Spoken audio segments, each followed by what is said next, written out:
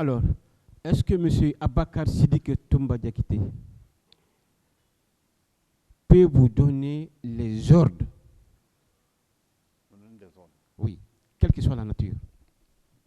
Non, on n'a pas lié. Parce qu'on nous a fait savoir ici hier, avant-hier plutôt, qu'ils ont entendu que c'est Abakar Sidiki Diakité dit Toumba qui vous a donné l'ordre. Est-ce que lui peut vous donner les ordres? Pas de tout, j'étais commandant, il était lieutenant. Bien qu'il gérait un régiment, mais il était lieutenant. Donc cela veut dire que lui ne peut pas vous donner les ordres? Pas de tout. Alors,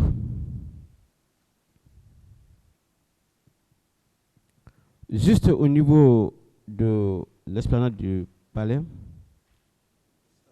au stade plutôt,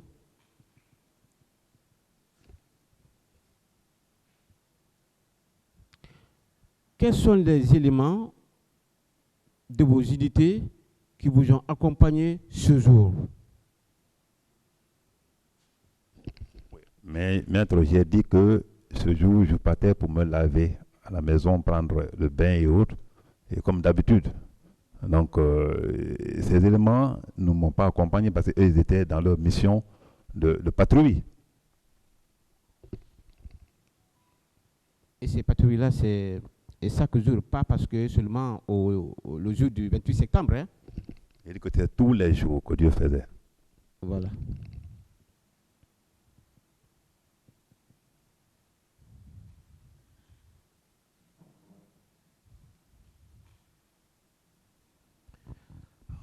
Juste le 28 septembre, j'ai dit que vous avez braqué une arme. Oui. Il a été 2 fois braqué. Vous avez compris ma question? Comment braquer des armes, non? Oui. Si, j'ai dit que j'ai été 2 fois braqué. Et je pense que les leaders l'ont dit quelque part dans leur déclaration. Si vos éléments étaient à côté ce jour-là, on aurait dû vous braquer? Ah non, pas possible. Pas possible. Et s'ils pouvaient le faire parce que ceux qui étaient là-bas étaient plus hargneux, je ne sais pas comment ça pourrait se faire. S'ils ont osé me braquer, ils pouvaient braquer n'importe qui.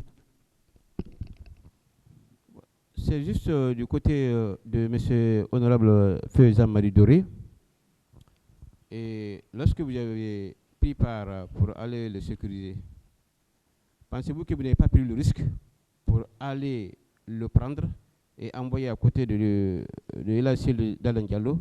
Parce que là-bas, on vous a menacé que si vous faites un pas, ils vont tirer sur vous.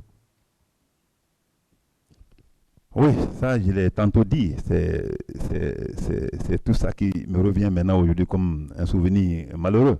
Parce que, après tous ces risques, voilà, c'est l'aboutissement. Compte fait, j'ai été menacé, mais malgré tout, il n'a pas lâché parce que c'était un devoir de le sauver.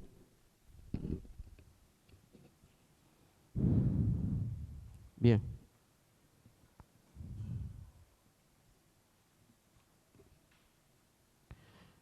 Au stade du 28 septembre, vous confirmez effectivement que ce sont des bureaux rouges qui sont venus au stade. Vous confirmez ça? De toute façon, monsieur, oui. Maître, oui. Parce que je pense que de tout le trajet, Koza, Mdalaï jusqu'à Bameto là-bas, jusqu'au stade, je pense que, comme vous le savez d'habitude, il y a tout eu accrochage entre policiers, gendarmes et manifestants. Mais je pense qu'il n'y a pas eu de mort.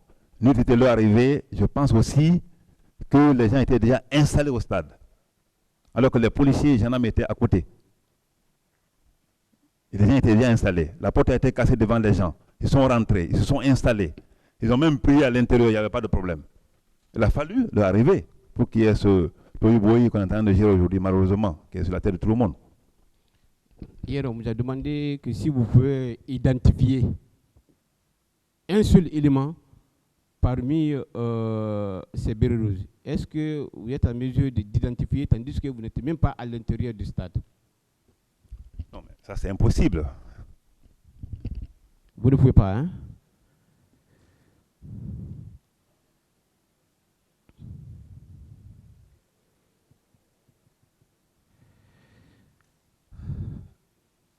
Alors, vous ne détenez pas d'armes. Est-ce que ce jour-là, vous pouvez tirer en rafale? C'est-à-dire que vous ne détenez absolument rien comme arme. C'est une question? Oui, c'est une question, monsieur. Merci, maître. Et je dis toujours que je ne suis jamais doté d'armes. Ça, au moins, c'est clair. Je défie quiconque. Et je connais à quand il faut utiliser l'arme. J'ai fait le front. Je sais à quand il faut utiliser l'arme et contre qui il faut utiliser l'arme. Ce n'est pas contre les citoyens. Sinon, Zéro Croix a encore été plus chaud qu'ici. Oui, je pose cette question parce que ça a été dit hier que vous avez tiré en rafale, tandis que vous ne tirez pas d'armes. C'est pourquoi j'ai dit que c'est une question de précision. Alors, je vais revenir un peu par rapport au cas de Sidya Touré. Le groupe que vous avez transporté pour Ambroise Paré, est-ce que Sidya Touré faisait partir? C'est une question? Oui, c'est une question, oui. Je disais non. J'ai dit que j'ai perdu ces gens-là de vue quand quelqu'un veut me dire, nous sommes avec les Sidya Touré, ils sont blessés, j'ai dit envoyez-les à l'hôpital. C'était dans ce bruit-là et franchement, je vous ai dit que je n'ai même pas remarqué la personne qui m'a demandé, qui m'a dit, mon commandant, les Sidya Touré aussi sont là, et il dit, mettez-les dans la voiture, envoyez-les à l'hôpital. Et puis moi, j'avais même débarqué mon chauffeur, j'ai pris la voiture moi-même parce qu'il n'y avait plus de place dans ma voiture, j'ai pris moi-même le volant et continué à Ambroise Paré.